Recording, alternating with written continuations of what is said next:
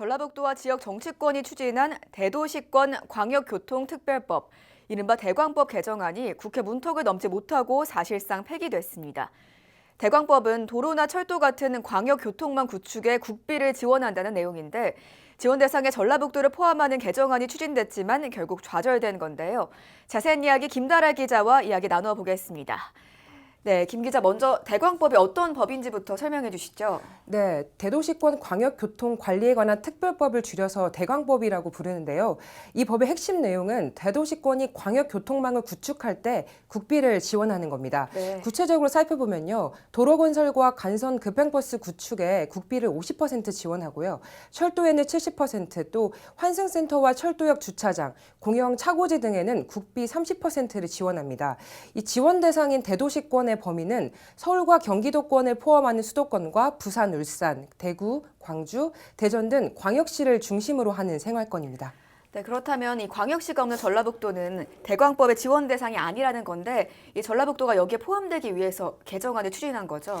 네, 그렇습니다. 전라북도에는 광역시가 없지만 전주시를 중심으로 완주군, 익산시, 김제시, 군산시, 이 정읍시 간의 교통량은 광역시 생활권과 좀 비슷한 수준이기 때문인데요. 이 6개 지역을 묶은 전주권 교통망의 일일 교통량은 26만 대입니다. 네. 이 30만 대인 광주권과 큰 차이가 나지 않죠. 네. 특히 전라북도에는 그 지하철이나 또 BRT라고 부르는 그 간선 급행버스가 없어서 승용차를 이용하는 비중이 높아서 교통 체증이 더 심하거든요. 그래서 그에 따른 사회적 비용도 큰데 전문가 이야기를 한번 들어보시죠. 도로교통 혼잡으로 인해서 발생하는 사회적 비용이 연간 1.94조 원, 울산이나 광주권 1.8조 원 규모로 대도시권을 웃도는 걸로 분석되고 있습니다. 전라북도에 소속된 기초지자체 같은 경우에는 재정 여건이 그렇게 좋지 않습니다. 그렇기 때문에 이 대광법이 개정되면 전주시를 중심으로 주변 도시들을 연결하는 광역도로, 광역철도, 환승센터 등이 국비 지원을 받을 수 있습니다.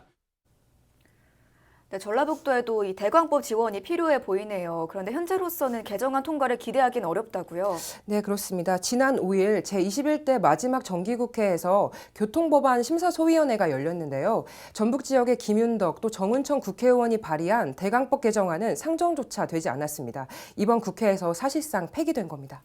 네, 그런데 왜 전라북도를 포함하는 이 대광법 개정안이 국회 첫 번째 문턱도 넘지 못하고 있는 겁니까? 네, 가장 먼저 기획재정부가 재정 부담을 이유로 반대하고 있고요. 또 국토교통부는 다른 지역과의 형평성 문제, 그리고 또 광역권 지원이라는 법 취지에 어긋난다 하면서 회의적인 입장입니다. 또 최근 몇 달 사이 잼버리 사태로 전북에 투입되는 이 새만금 예산이 대폭 네. 삭감되기도 했잖아요. 그래서 여러 사정이 좀 복합적으로 영향을 미친 것 같습니다.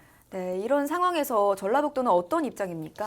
네, 전라북도는 내년 초에 임시국회가 열리면 법안 상정을 다시 추진하겠다라고 밝혔는데요.